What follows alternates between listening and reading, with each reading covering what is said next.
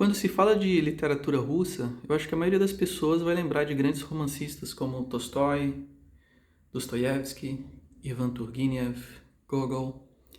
Mas hoje eu quero falar de uma literatura russa diferente, que é a literatura russa matemática, né? Que assim como esses grandes romancistas russos gozam de um prestígio na literatura clássica universal, também no meio matemático os russos são famosos por escreverem bons livros de matemática.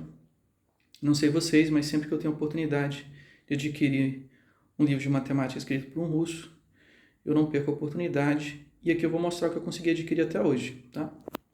Então, começando por esse livro aqui de História da Matemática.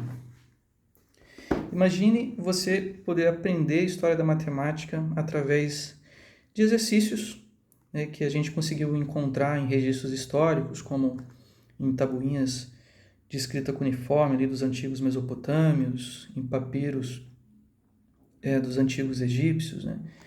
Como é que eles apresentavam os problemas de matemática na época?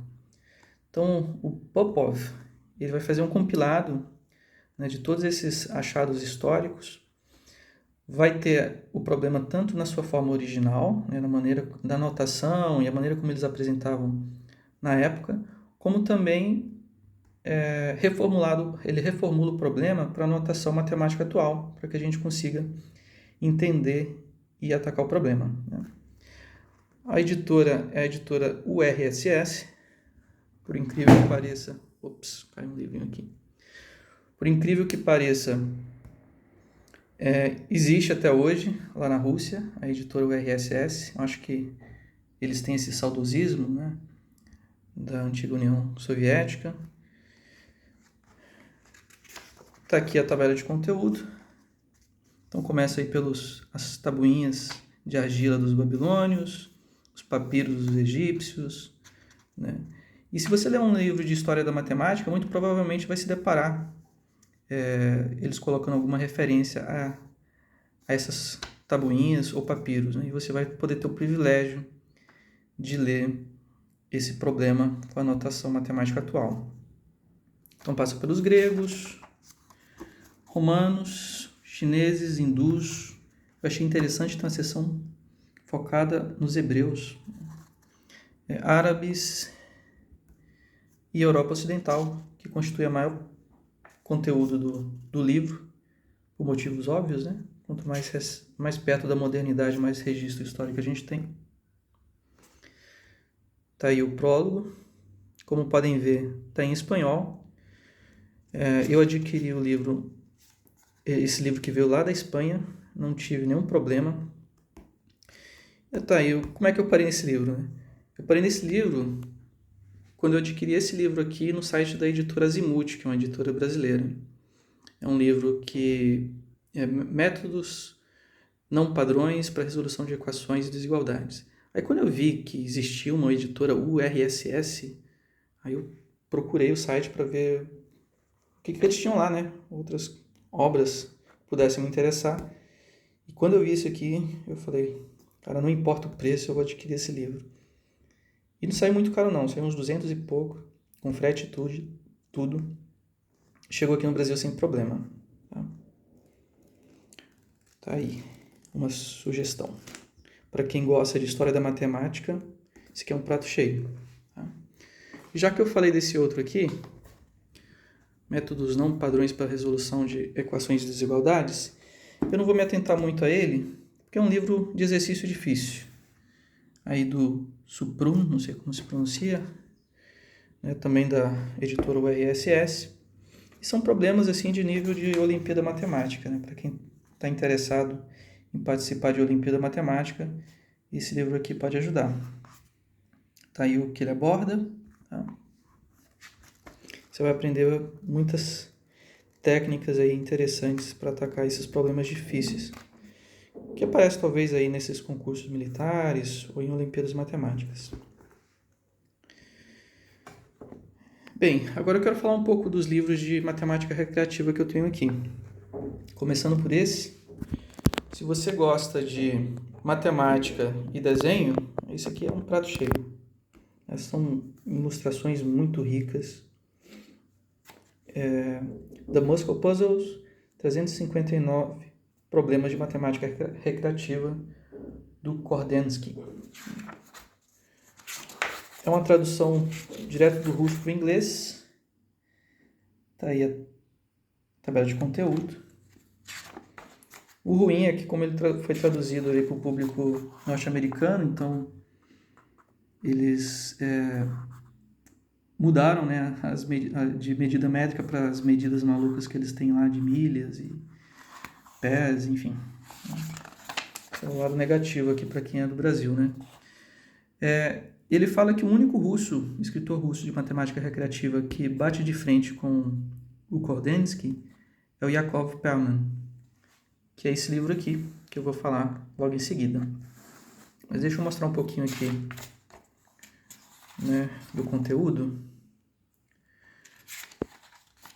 Como eu falei, as ilustrações são demais. Você viaja, né, na arte dessas ilustrações.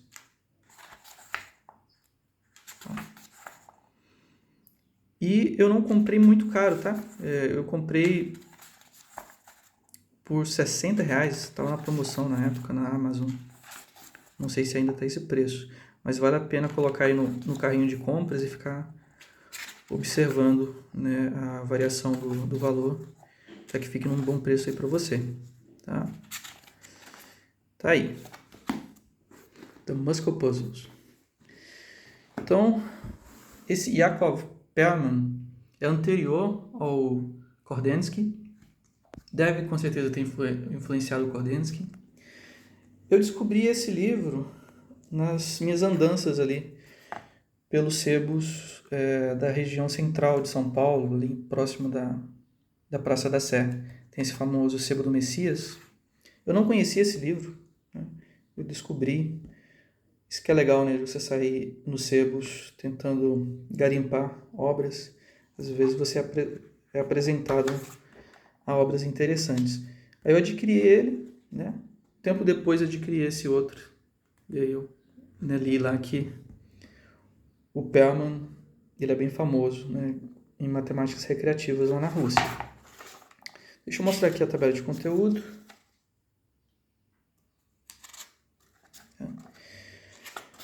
O primeiro, na verdade, não é um problema, né? A primeira coisa que aparece aqui é um conto. É um conto do Esquilo na Clareira. Que são amigos que estão numa conversa ali informal. Um deles vai falar sobre um esquilo que ele encontrou. E ele acha que não fez uma volta em torno do esquilo. O amigo interpreta diferente, que na verdade ele conseguiu fazer uma volta completa em torno do esquilo. E eles falam, não fiz, o outro sim, você fez. E aí um cara ali perto falou, meus senhores, vocês estão a discutir sobre palavras, né? Vocês devem pôr-se de acordo sobre o significado dos termos.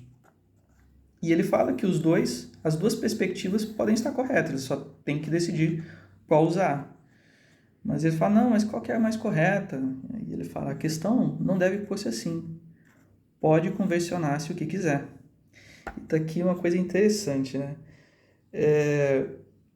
Que são as definições matemáticas, né? Algumas pessoas ficam, às vezes, falando, qual que é a definição mais certa? Mas não é assim que a gente se coloca, né, em matemática. Não existe a definição mais certa, existe a definição que é mais conveniente, né? Tem um trecho, isso me fez lembrar aqui de um trecho desse livro aqui, da Biblioteca da Matemática Moderna, que discute essa questão de definições, né? Quando ele vai construir os racionais e vai definir as operações de adição e multiplicação de números racionais, ele fala assim, as definições de adição e multiplicação não são rígidas, poderiam ser completamente diferentes. Ele fala, olha, a gente poderia ter definido assim. Parece até mais natural, né? Mas ele fala que essa definição vai servir para os propósitos aqui apresentados, que é a gente desenvolver uma teoria de medida. Mas nada impede você definir assim e criar uma teoria, um corpo matemático coerente com a adição definida dessa forma, né? Isso também me remete a um outro trecho que eu li aqui nesse livro, que eu já mencionei várias vezes aqui, né? Onde ele faz uma divagação sobre definição, né? Ele diz o seguinte, que definições As definições matemáticas não são como um dicionário, né?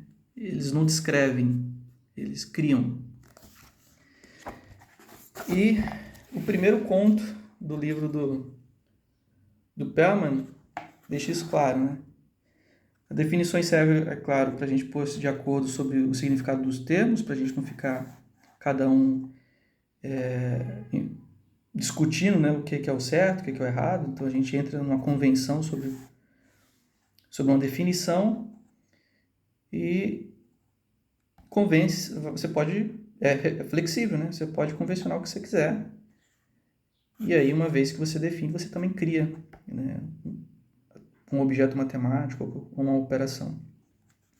Muito interessante. E esses amigos que aparecem nesse pequeno conto, aí eles começam a discutir, um colocando desafios para o outro, né?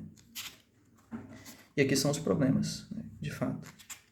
Vão aparecer algumas ilustrações no livro também, não tantas quanto o que a gente vê naquele do Kordensky, mas há ilustrações aqui interessantes também para quem gosta de desenho. E no final de cada sessão há a resolução dos problemas. Esse também do Kordensky vai ter a resolução dos problemas. Ok? Um outro livro de matemática recreativa é esse aqui, A Experiência Russa, publicada pelo IMPA. E eu acho que é um livro famoso para quem faz Olimpíada de Matemática. Essa mesma pegada também de desafios matemáticos, né? Tá aí o conteúdo. Não vou me atentar muito aqui. Eu não sei se ele ainda está disponível à venda, né? Talvez você vai encontrar só em sebos, então procurem aí na estante virtual para ver se encontra algum sebo anunciando o livro, tá? Ok, então a gente passou aqui por todos os livros de matemática recreativa, passou por esse, deixa eu tirar aqui para não me perder. Vamos então aqui para esse outro. Parece uma bíblia, né? E eu vejo que muitos livros matemáticos dos russos têm essa característica de condensarem muito, compactarem, né, muito conteúdo num livro só. Esse livro aqui, escrito por 3 autores, né, tem aqui o famoso Kolmogorov, que formalizou a teoria da probabilidade. O Kolmogorov vai escrever sobre probabilidade aqui. Esse livro ele tem a mesma pegada que esse outro livro famoso, escrito pelo Gohan, que é o que é matemática, né?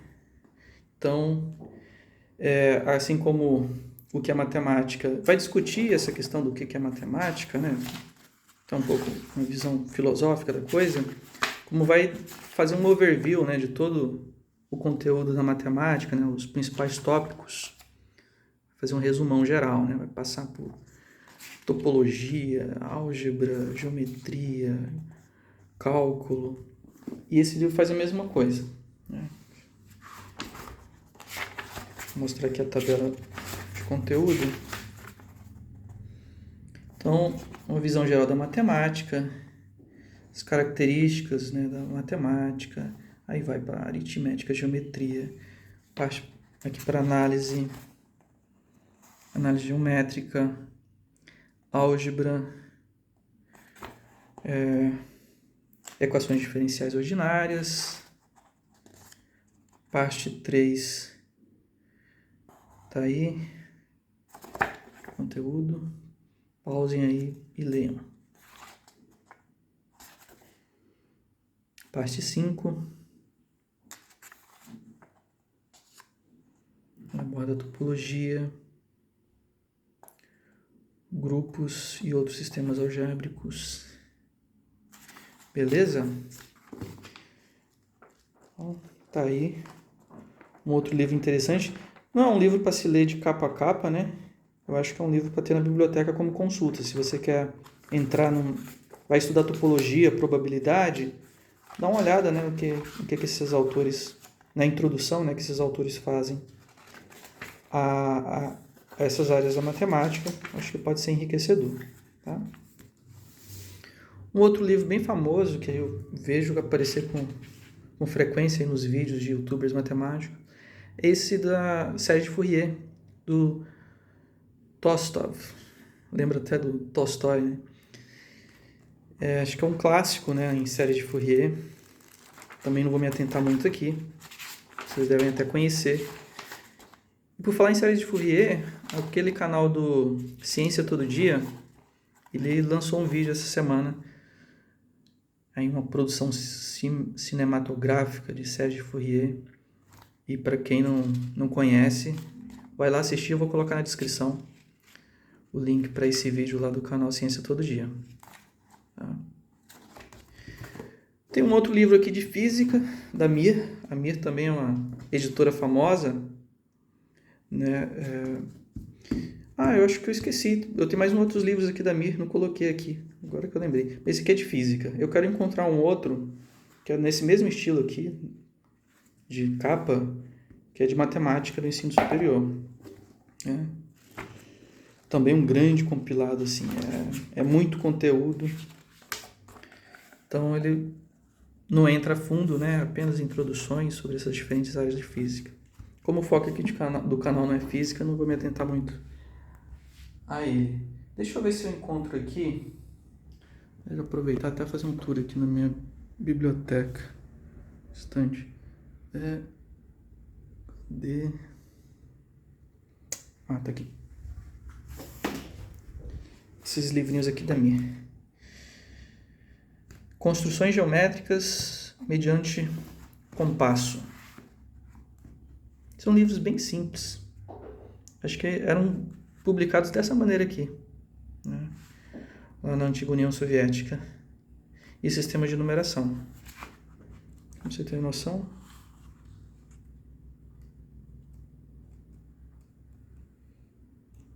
Não gostei muito. Cheguei a ler um pouco desse aqui. Mas tá aí, algo interessante para se ter na biblioteca. Esse aqui de construções geométricas, confesso que eu não cheguei a ler, mas se um dia eu precisar trabalhar com isso, né, estudar isso, vai ser uma fonte de consulta, certo? Então é isso, pessoal. Se vocês conhecem mais livros, né, de matemática escrito por russo, compartilhem nos comentários para os outros membros do canal conhecerem, né? E é isso aí, fui!